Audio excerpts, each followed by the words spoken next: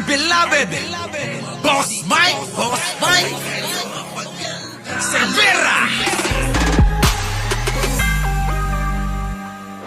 O, eto na. Dito na tayo sa Banatan.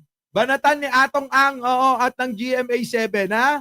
Eto na, uy, sa mga hindi pa ho nakakapag-like dyan, wag lang ho kayong tumawa ng tumawa.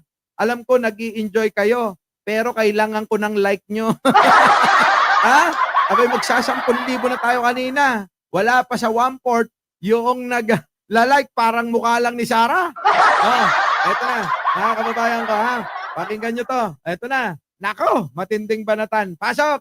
Kahapon, nakikiusap lang ako sa media. Gawin yung fair lang. Katulad na hindi naman niya narinig ang side namin. Kahapon lang, isipin nyo, biglang inilabas na niya na sinusuhulan ko si Don. Dapat tinanong muna niya, binabalanse bago siya maglabas. Oo nga, GMA7, kayo talaga, oh, di ba? Ilocana Sutil, ano? Ikaw talaga, GMA7, ha? Nagre-reklamo na to, oh. Eh, bias daw kayo, eh. Tuloy. Di ba? Yun parang one-sided, eh. Oh. Dapat, pag may mga Bias daw kayo, GMA7, no? Bias! Tuloy. Thank you naman po sa mga nag-like. Ano po? Thank you po, ha, sa inyo. Tuloy. ganong media, di ba? Kung ako tatanungin sa media, may nag- Nabubulol-bulol, eh, no, mga kababayan? Pag nagsasalita,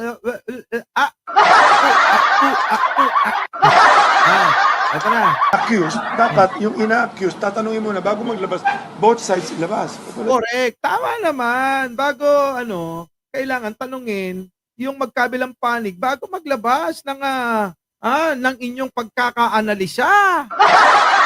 Ganon, di ba? Oh. Katulad na, late ako nagsalita ngayon. Oh.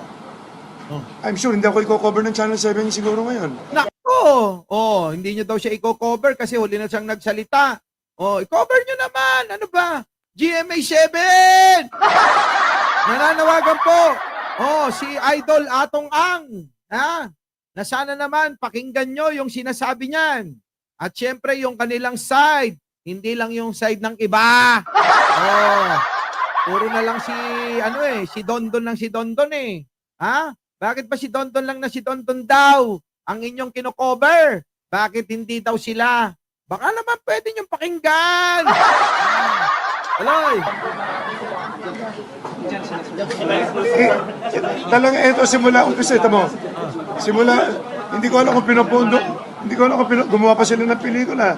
Ako na naman ang kontrabida, ayoko nga mag-artista, eh. Simula bata ako. Yan! Yun naman pala, eh. Sabi niya, hindi niya na ituloy, eh. Hindi ko alam kung pinupondohan, eh.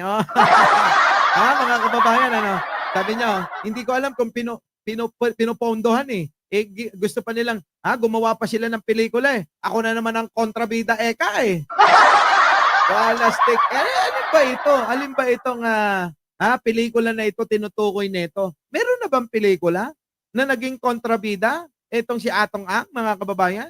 Wala pa akong napapanood, Nagkaroon tuloy ako ng interest. Lagi ako kontrabida, eh. Si Jan. Ayan, kasalanan ni Jan.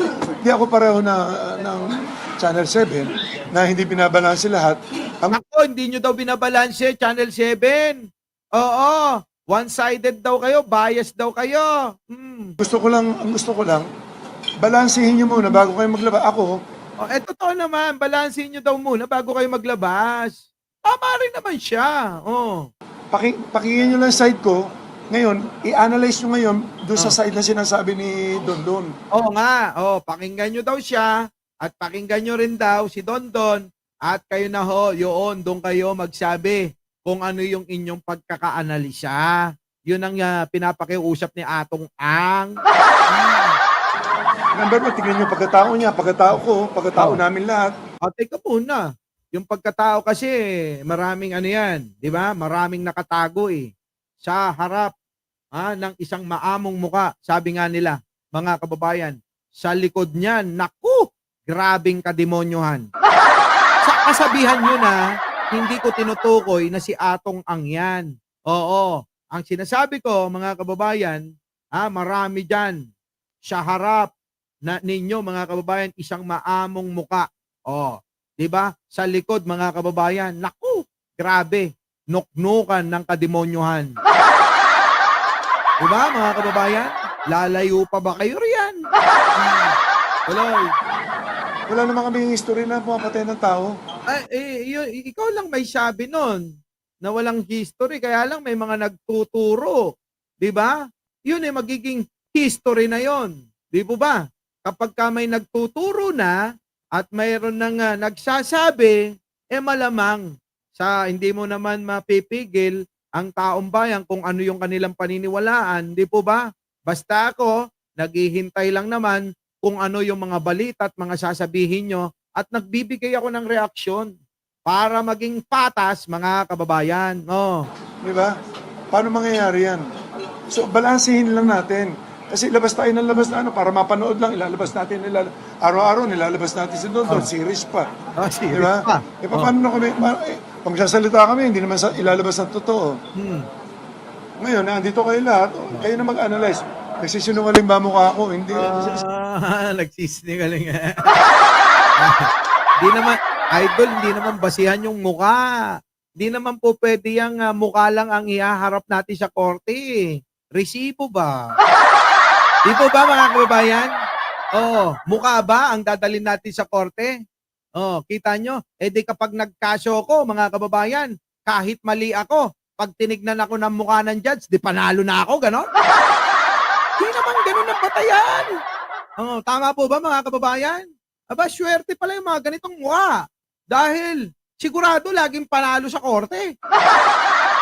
Hindi naman mukha ho ang batayan eh. Pagdating sa korte mga kababayan, magbabase ang hukuman sa inyong ilalatag na mga ebidensya. Di po ba mga kababayan ko? Nakakala ni Atong mukha lang ang puhunan.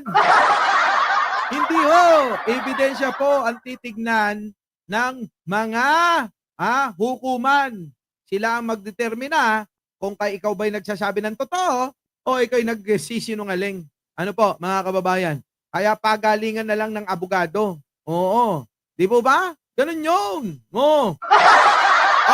Siyempre, mga kababayan, merong sagot ang GMA dyan. Oo. GMA, para sa patas na pagbablog natin, mga kababayan, inanyayahan natin ang GMA 7 dito. Kaya lang, ni-record lang nila. Eto na, GMA 7, pasok! Pagpangalan ng whistleblower na si Dondon Patidongan kay Atong Ang at sa iba pang personalidad bilang kaugnay sa missing Sabongeros ay exclusive report po ng GMA Integrated News. Sa kanyang press conference, pinuna ni Ang pagbabalita ng GMA kaugnay nito. Oo nga, Vicky! Bias daw kayo, Vicky! Diba? Pinuna! Ano kayo, sasabihin nyo dyan? Pinuna nga ni Atong Ang yung mga pagbabalita nyo. Bias daw kayo eh! Sige, tuloy! Well, hindi ako pareho ng Channel 7 na hindi binabalanse lahat. Ang gusto ko lang balansehin niyo muna bago kayo maglabas. Ako, Oo nga. pakinggan niyo lang side ko. Araw-araw nilalabas natin si Dondon, series pa. Patuloy na. Late ako nagsalita ngayon. I'm sure hindi ako i-cover ng Channel 7 siguro ngayon. Yan, kinover ka, Atong nga. Ayan, kinover ka, Pinakita ng GMA 7. Ano pang gusto mo? Di po ba mga kababayan, ano pang gusto mo? Ayan, kinover ka na nga ng GMA 7 Pero kahapon lang po lumabas ang ulat ng GMA Integrated News kaugnay ng pagpangalan ni Patidongan kay Ang. Kahapon lang pala Kahapon lang yon, nung isang araw lang yon mga kababayan. Bago ang report, nag-anunsyo ang kampo ni Ang na sasampahan niya ng reklamo si Patidongan. Iniulat po namin ito. Tama, iniulat nila, GMA 7, ginamit pa nga natin yan, di ba? Ginamit pa natin yun. Agad ding kinuha ng GMA Integrated News ang pahayag ng kanyang kampo sa pamamagitan ng kanyang abogado. Pero pagkatapos na ng 24 oras nila ito ipinadala. Kita nyo, tagal na pala. 24 oras mga kababayan bago na ipadala. tapos nagrereklamo ka. Nako! Yun naman pala meron palang mga nangyari na kayo rin na may kasalanan kung bakit hindi kaagad-agad na ibalita ng GMA7 yung inyong side. Oh, kita nyo? Yung side ninyo late kung magbigay. Tapos sinisisi nyo, ang alin? Sinisisi nyo ang GMA7. Aba, baka nakalimutan nyo. Ang mapagkakatiwalaan na source ng balita, ng GMA7, di ba? Yan yun eh. May balitang kredibilidad. Yung ba yun? Tuloy. Agad namin itong ipinalabas sa mga sumunod naming newscast No. at sa iba't ibang plataforma ng GMA Integrated News. Yun naman pala. Yun naman pala eh. Pinalabas naman pala eh. Si Atong ang mukhang Atong, wag mo sisihin na GMA. Oo. Sisihin mo lang si Dondon.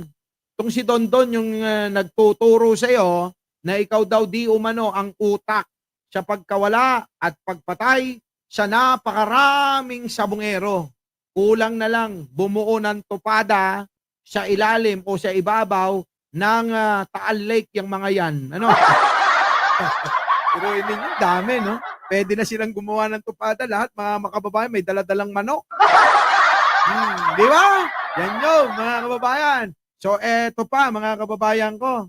Alam nyo, delikado talaga eh. Oh, eto, pasok. Balikan natin. Kung hindi gagawin ni Secretary Boying ito, tandaan ninyo, bawat piskal pwedeng gawin yan. Oo. Bawat judge Judge. pwedeng gawin yan. Bawat kung sino nasa Department of Justice, gagawin yan. Bawat Bakit na pulis, ito? bawat ganun. At saka kung tahimik ka ngayon at kumakampi doon sa kabila, anong magpipigil sa susunod na warlord na kumokontrol ng ganito na kayo at pamilya niyo ang Ay, hahabulin? grabe to ha. Grabe to. Mukhang marami ng alam tong mga ito ha.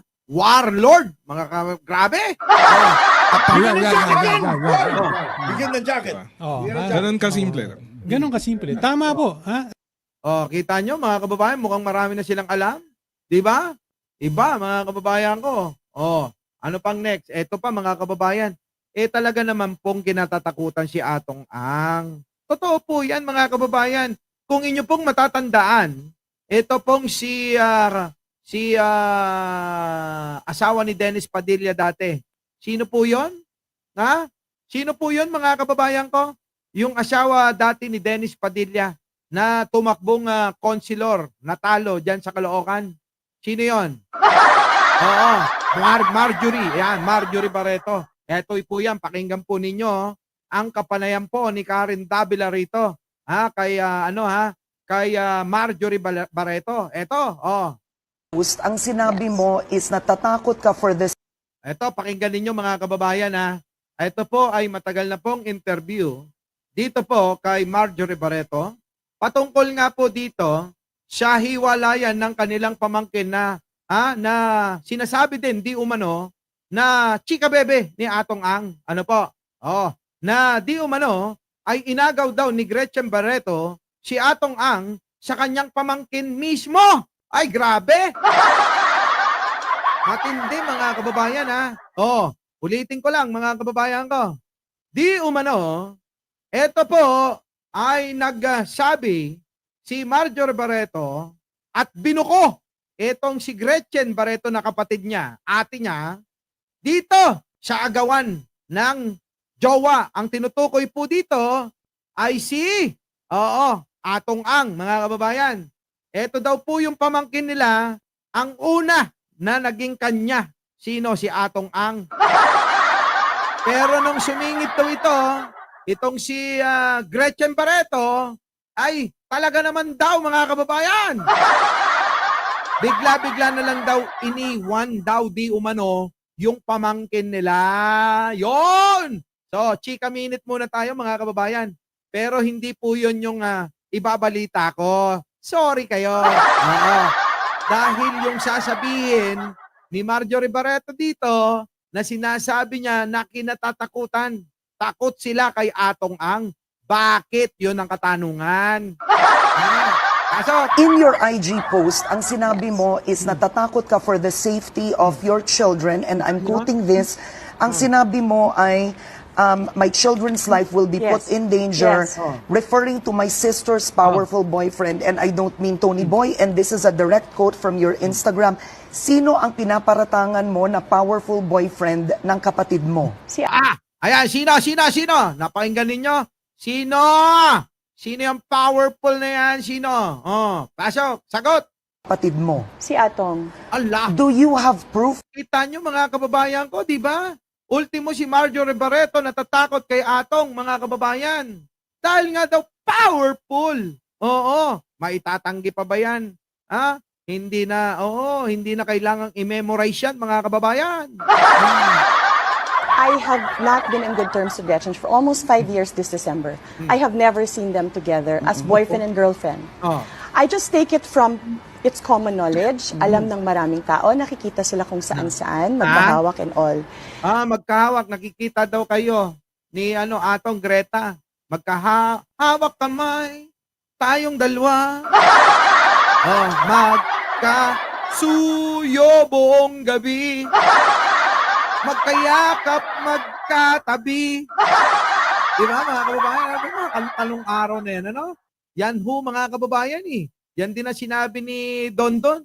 Oo, na magkayakap buong gabi. Di ba? Tuloy. But I know for a fact that it's them because we were with our niece every step of the way that she had to suffer the Nako. pain. Oh. Kasi hindi na enough yung inagaw eh. Oo. Araw-araw minental torture ni Gretchen yung pamangkin namin si Nicole. I will go... Ka mga kababayan, ano bang mayroon kay Atong Ang? Grabe, mental torture yung bata daw, yung pamangkin nila. Hindi pa nagkasya daw sa pang-aagaw kay Atong Ang. Ayaw po mismo yun sa kanila, hindi po sa akin. Di umano'y, ayon kay Marjorie Barreto. Tinorture daw netong si Gretchen Barreto yung pamangkin nila mismo. Bukod sa pang-aagaw daw sa boyfriend niyang si Atong. Greta naman, grabe ka. Boylet, marami naman dyan Di ba? Boylet ng pag-uusapan mga kababayan. Dami-dami dyan tuloy. Back to the president, okay? I'm so sorry. I just want to make it clear that we ended very well with the president. Nung nagkaroon, wait, and also nung umakma si Atong to attack me, that's when na-cordon off kami ng president, okay? And then, nakita ko sa kanan ko, Nicole carried Gretchen. This is, we have to tell this story Carried Gretchen, malaki si Nicole Nilipat siya, nilayo sa akin because according to sila Nicole and the mga tao doon, she was also gonna follow to make me hablot. Okay? Yun lang kaguluhan nila doon. But Grabe no, mga kababayan, ang tindi. Bang klase. Awayan, alam nyo, ano ba yan? Ano ba, totoong pagmamahal ba yung mga nararamdaman nyo na yan? Kasi kung pagmamahal yun, mga kababayan, ayoko ng ganyan. Parang mga kababayan ko, kita mo, kahit pamangkin mo, aagawin mo yung boyfriend nito. Tapos mga kababayan, syempre, ang tawag doon, alaberde na. Si Atong, di ba? Magiging alaberde na. Parang kwento na ito, mga kababayan, sa mga babasa natin sa mga tabloid nung araw.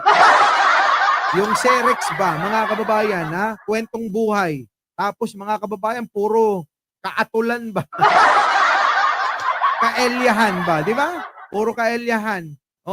Di ba? May kwento doon Nag-umpisa ang lahat nung makilala ko si Eva.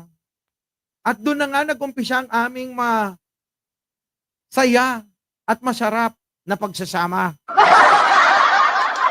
Nagbago ang lahat nung makilala ko ang tiyahin niya. Minsan kami naiwan na dalawa ng tiyahin niya sa bahay. At doon nagsimula na may nangyaring hindi inaasahan. Yung mga ganong kwentuhan pa mga kababayan, di ba?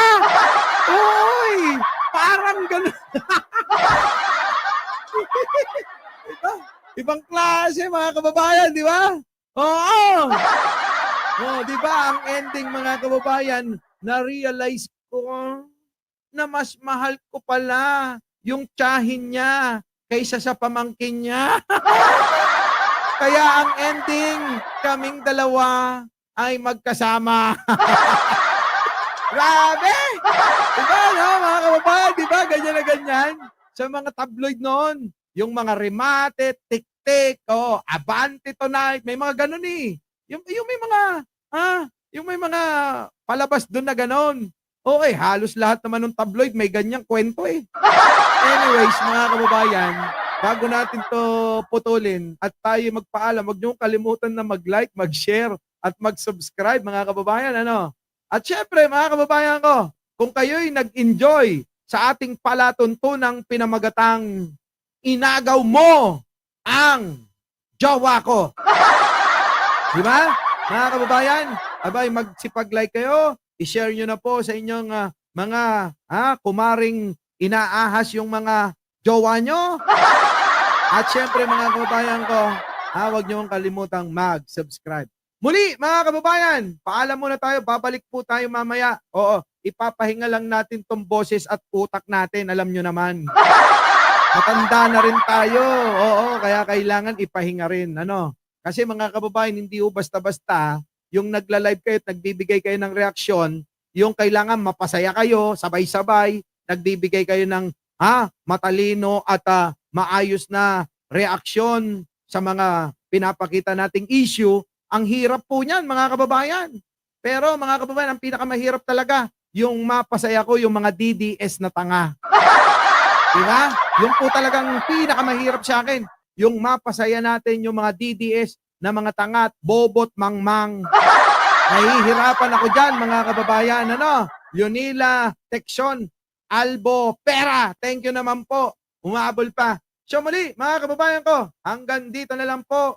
Kita-kita po tayo mamaya. Maraming salamat po sa inyong lahat. Ako po ang inyong lingkod, Mike Cervera po. Laging nagsasabing, mahalin natin ang ating kapwa. Wag huyong tiyahin niya. At ipagdasal po natin lagi ang ating bansa. Magsimba po mamaya. Ano po, mga kababayan? Maraming salamat po. Our beloved Boss Mike Cervera.